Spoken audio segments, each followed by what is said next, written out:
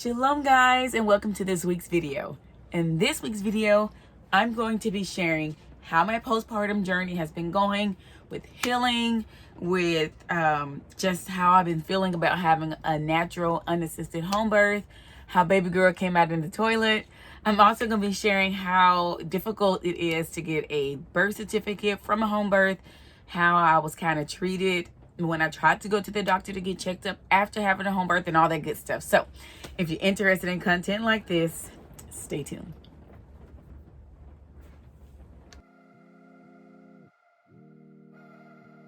So first of all, I want to go ahead and say, don't be staring at my hair right here. This is paint. We touched up the children's room while they were gone to mom's. So I have to wash this out and I just haven't had the energy to do so. And of course, it just looks a mess because I've been laying, which I should be doing, right? All right, so let's get to what you guys have clicked on this video to hear, and that is how my postpartum has been going. So, postpartum update. As you guys know, baby girl was delivered at home, not necessarily in the RV, but in a home setting. And she was delivered in a toilet. She's definitely safe and sound and growing way too quick for my liking, but she is doing fantastic.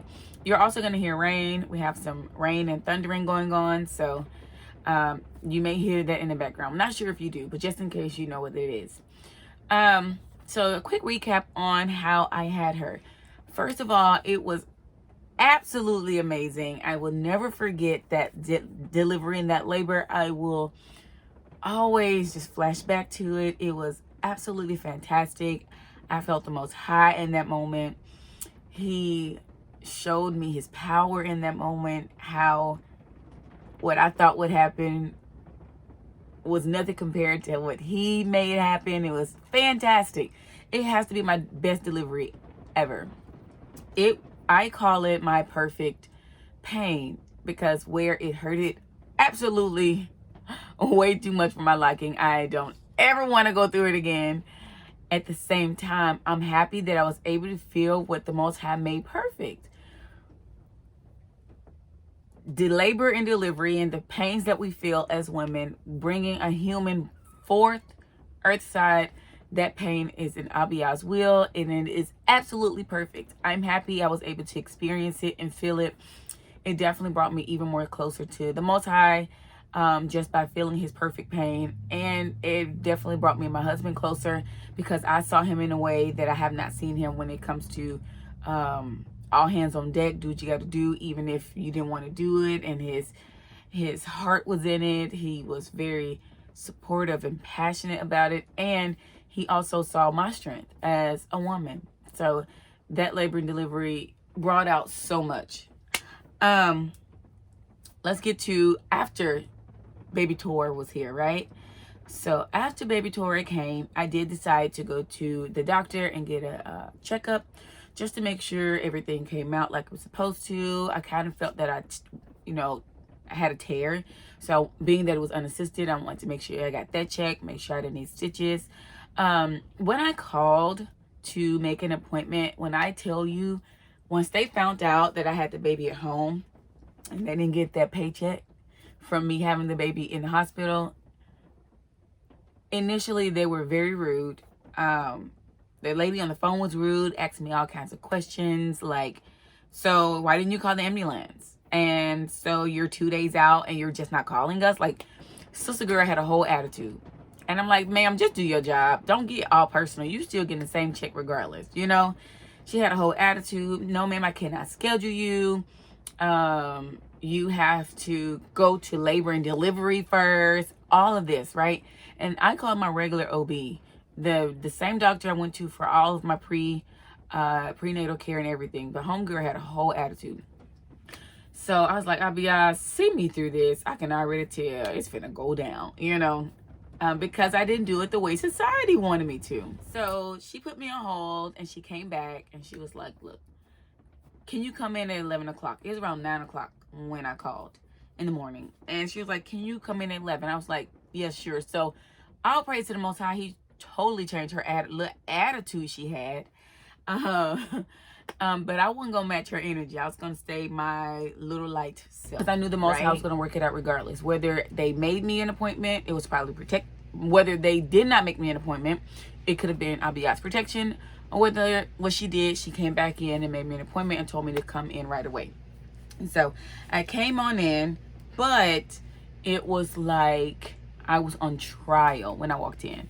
So blessedly, my doula did not leave, and her not yet. Her flight didn't leave until like 7 that evening, and Mama did not go home yet with the children. So both of them was like, "Oh no, you need your nation with you. You need backup. You need your tribe with you." So Mama and the doula, Shiria, they both took me to the doctor. So we went to the doctor. I walked in, and they were automatically like, "So you're Amber," and I'm like, "Yeah." And it was like, "So you're the one who had the baby at home, huh?" When I tell you, they stared at me like I was a ghost. Anyway, mommy already said, "Go up in here, talk as less as possible. They don't need to know all your business. The Most High is with you. Don't be scared.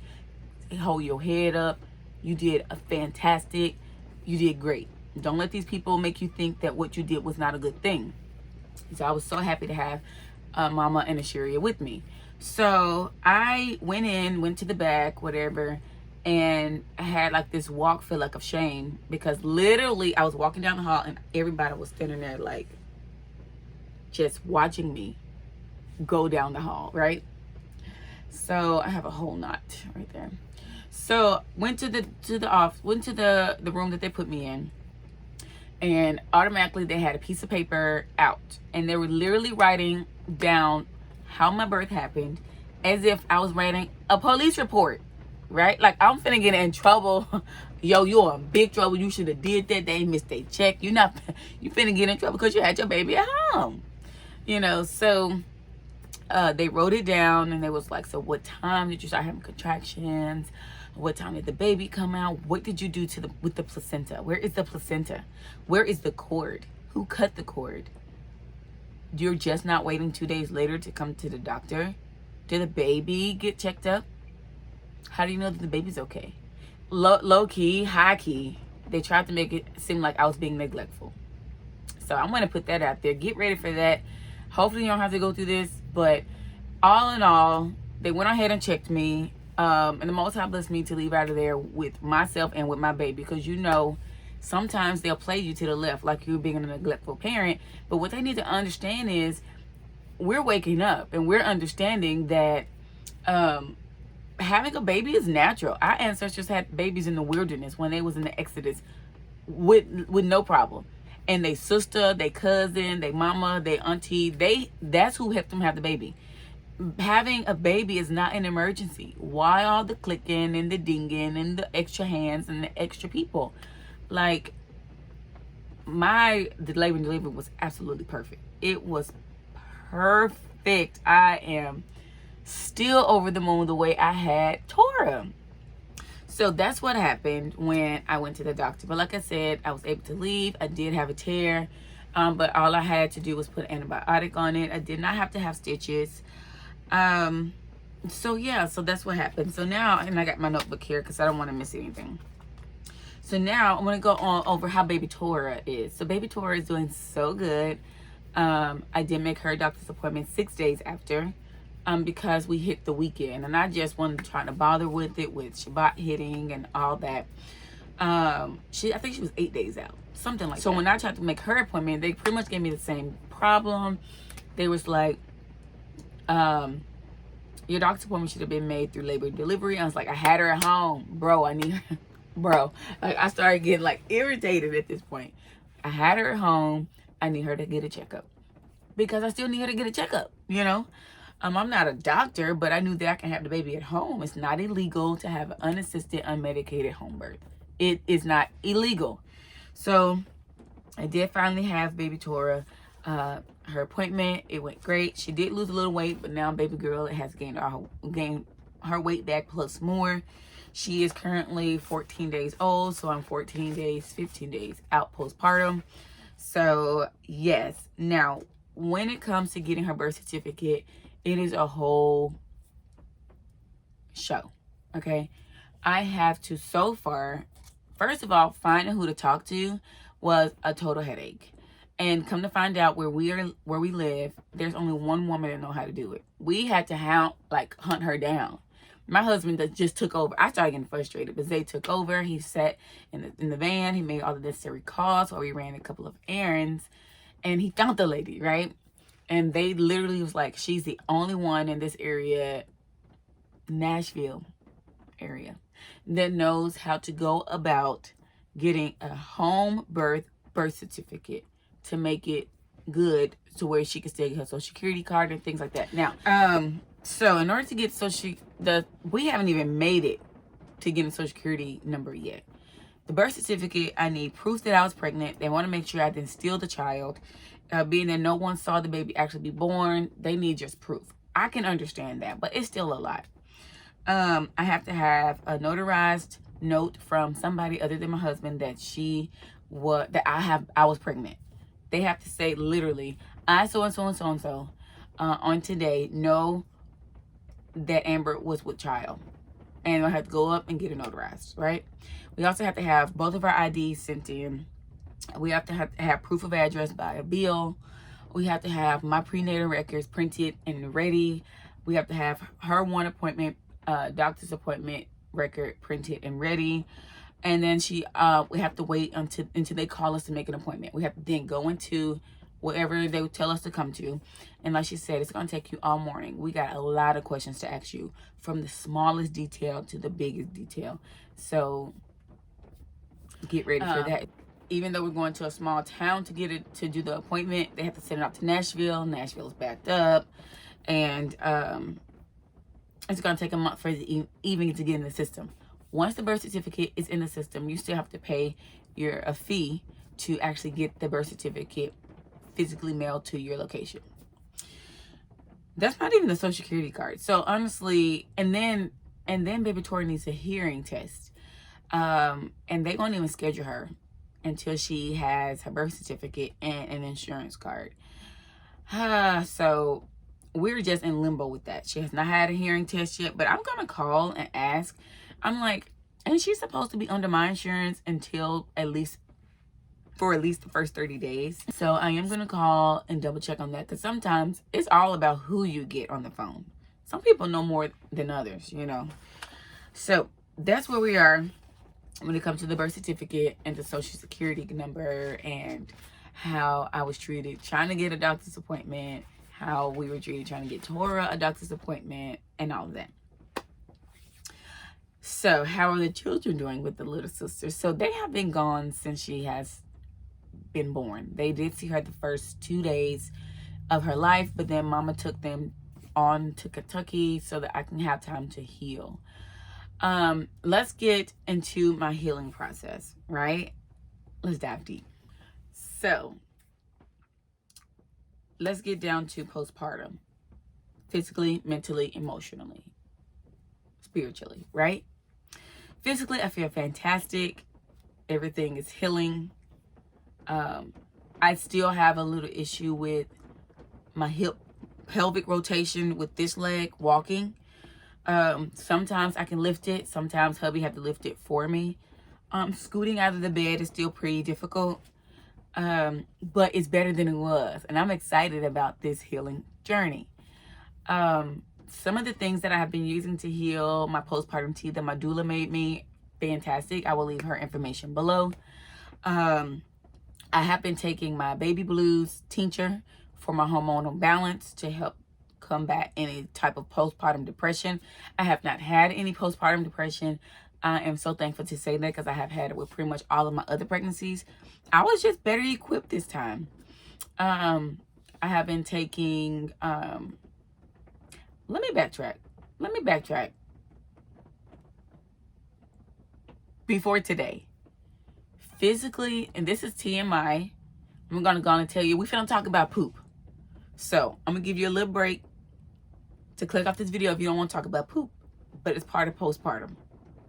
I'm going to wait till you click off if you're not ready for this. Okay, so for everyone else that is ready to know the real about postpartum, My biggest hurdle was pooping after I had her.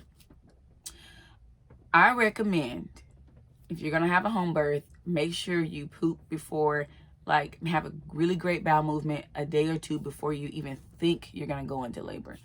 Try to eliminate, because once you push out, it is hard for your body to relax enough to release a bowel movement. So having a regular bowel movement has been my biggest challenge during my postpartum healing. Nursing has been too, but today is a great day when it comes to nursing. So I end up actually having to go into the emergency room because I started having back pain from being so backed up. I, at that point, had not had a bowel movement for 9 days. So I didn't poop before I went into labor. I thought that, oh, it's okay. And it could have been the iron supplement that I've been taking. I hear that taking extra iron can back you up. That's why I think that extra backed up came into play, because I didn't take any stool softener or anything while I was taking my iron. And then I thought that my body would automatically have a dumping or an elimination process before I gave birth. I have had that episode. I've had that moment every time before I've had a baby where my body just knows it's finna go into labor and it eliminates, it dumps, right? Or normally you'll poop right before giving birth. I never eliminated before having her. And the way I had her, come to find out, where it was still perfect, it was quick. At one push, she came out. Just one push, the whole body came out, not just the head. And then, you know, you wait, and then the shoulders, and you wait a little bit, another contraction, you wait another contraction, and then, you know, the rest of the body. One slippery push, the whole body flew into the toilet. So come to find out, that jarred my body. My body could not release until my bottom area healed a little more. But that still ended up hurting me, because I started wanting to feel like I want to vomit. I started feeling just headaches. I started feeling back pain. And then I was scared to eat. So being scared to eat, I was having problems producing breast milk. And you have to eat to heal sometimes, especially after having a baby. I know fasting heals you, but after having a baby, if you're trying to nurse, you have to eat. And you have to drink lots of water to produce breast milk. I was scared to eat and everything. So hubby had to take off work again. He had already missed a dang near a week, right? You don't get paid. And he had just started this job. So there was no, you get paid. So I didn't really want to bother him from him taking off work, but it came to a point where, babe, I'm hurting, take him to the emergency room. And so I'm saying this story to say, sister girl, if you want to have your baby at home, go on ahead. Start taking your stool softeners. If you're already taking iron, go on ahead and try to have a really great bowel movement at least a few days or a week before you know you're going to go into labor, whether you're getting induced or it's around your due date or whatever. Try to go on ahead and eliminate, because it can cause problems if you don't, right? I also found out that having her in such one push not only hurted me, because my bowels were so backed up from the way the doctor explained it to me, instead of being like a gradual, like, contraction, push a little bit, contraction, push a little bit, contraction, push a little bit. Instead, my body was like, boom, right? And it pretty much backed my bowels up. My bowels was hurt, right? Just like the rest of my, just like what else? I want to make sure I cover with you with my postpartum. So physically, I'm doing fantastic. I don't hurt down there anymore. When it comes to breastfeeding, it was definitely a challenge. I absolutely thought about quitting, because I started bleeding on both boobs just because her latch sucked so bad. Took her to the doctor. She did not have a tongue tie. Baby girl just need to work on opening her mouth bigger. I need to work on shoving the boob in there so that her latch could be much better. And so she's doing really great. Nursing's going great. Now the issue is I don't think I'm producing enough milk. So if anybody has a tea or a herb that they want to remind me about that I'm totally not thinking about, I can drink, to get my breast milk production. I want to be able to fully nurse her, but I also want to start storing for when I need to go somewhere by myself. Hubby can still feed her. So right now I don't produce as much as I really want to. I do not want to depend on formula to feed my baby. For one, it's not healthy. I don't know what the ingredients even say. And on top of that, I don't want to depend on society to feed my child. My body was made to do this. So comment below on what you recommend that I take and do to bring my breast milk production up. Mentally, I'm doing great. I'm actually excited, nervous by having all 5 together because they come back this Saturday, but excited. I have taken the time out, which this is going to be a totally different video on how I am managing having 5 kids living in an RV now. So that's a totally different video, but I'm going to quickly let you guys know that I did get like this local book in our local area. And it's like a parent book. I don't know if every area has it, but in this magazine, it comes out every month, and it tells you things that is going on in your surrounding areas every week. And a lot of the things are free. A lot of them tells you about fall camps that are coming, how much they cost, give you discount codes, fairs that are coming up, and all of that. We are gearing up, and we are planning our haul for our winter haul where we're leaving Tennessee if the Most High says the same. We're totally excited about that. We have some mentally knowing that I got things to look forward to has definitely helped me not get stuck in a rut. I'm just that type of person. I have to have things to look forward to. I need to have something to look forward to. So planning the winter haul is totally exciting for me. Knowing that some changes are coming when it comes to the vehicle setup. I'm excited about making some changes. Yeah, change is good. It's growth. It's exciting. It's new. So that has definitely helped my mental health. But that's another video when it comes to the setup of the RV now, the setup of the vehicles. We have been doing a little remodeling. That has been fun as well. So yeah. Butler party of 7 is ready for more adventure.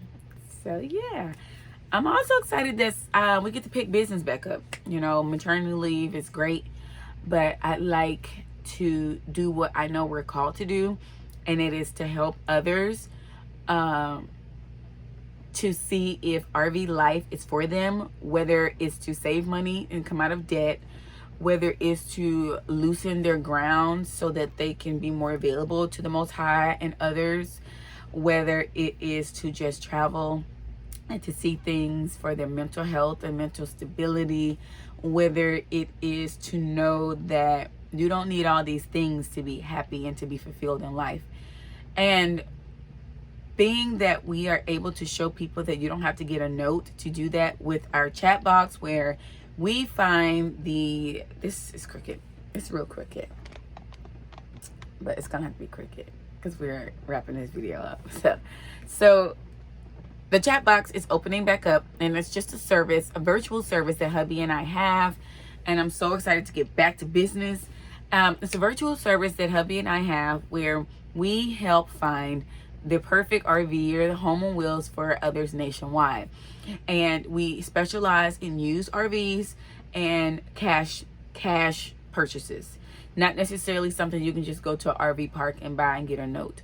We specialize in finding what you're looking for a really great affordable rate, and pretty much helping you set up to go pick it up or to get it delivered for you. So yes, I'm excited to get back to business. I'm excited to get back to more content.